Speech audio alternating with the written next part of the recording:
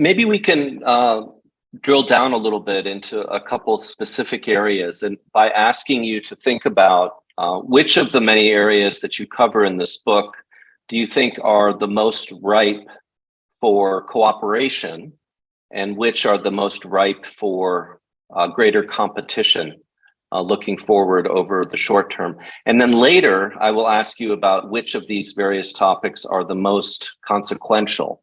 So this is really more about the prospects for cooperation and competition.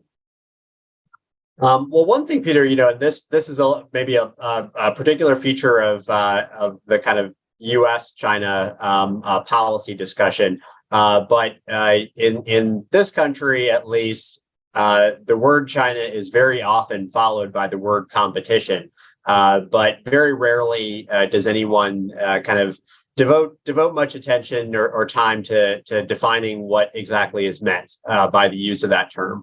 And one thing that I try to do in the book is to do that, to offer a definition of what it means to kind of live in an environment shaped by competition as opposed to cooperation. And to me, the key difference between those modes of interaction between cooperation and competition is that both types of interaction involve exchange. They involve dialogue, communication, trade, other forms of interaction and exchange. But when you are aiming to compete, your aim in undertaking that interaction is to ensure that your side gains more from the interaction than the other side. Whereas cooperation is a mode of interaction in which the expectation is that both sides can gain more or less equitably. And I would argue that that's more or less the expectation or the kind of framework that we had for thinking about China in much of the West prior to about 7 years ago, was fundamentally one of cooperation where whether we were talking about trade and investment or diplomatic exchange, that these were things that could produce gains for both sides that were somewhat equitably shared. Now, I think we've entered a period in which increasingly even the kind of necessity of trade and interaction is being questioned. But nonetheless, there is still some understanding of the need for that.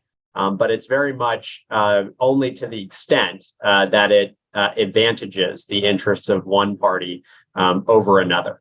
And I hasten to add that these kind of modes, cooperation, competition, are kind of the two legs of a stool.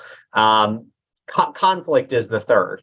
And part of what I think distinguishes competition is that it is a mode of interaction that is more confrontational, more antagonistic, but that does seek to avoid a really destructive form of engagement, and certainly anything that looks like warfare or kind of armed conflict of any kind. And so I think it's important to distinguish competition from cooperation or conflict.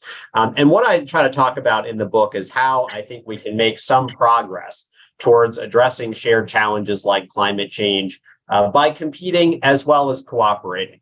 And before I say a little bit about what I think that looks like, I would stress that, and to your kind of question, Peter, I don't think that we should, give up on cooperation or anything like that. I think we need several different modes of interaction, including competition. So I just came back from COP27 in Sharm el-Sheikh, Egypt, and I saw a really interesting example of what I think the value of competition can be in a climate context. And again, we tend to think of climate change as an issue that can only be tackled by cooperation. Well, there's an interesting dynamic at this year's climate conference where China and to some degree India, as the two largest developing country emitters, and in China's case, the largest emitter globally, are feeling pressure and heat from smaller developing countries to commit funds for adaptation or even reparations, sort of so-called loss and damage for the irreversible harm caused by climate change. That pressure had been, I think, quite shrewdly anticipated and echoed by the United States, by Germany, by a few other like-minded countries. And so you heard U.S. representatives in talking about things like loss and damage at COP27 saying things like, "Where are you, China?" On the issue.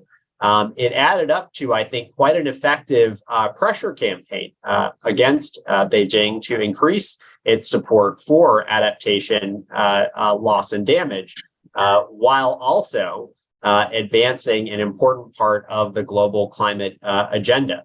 I hasten to add, I don't think this is, wouldn't be your first choice way to increase financing for adaptation, but under the circumstances, it actually looks like one that could be quite effective.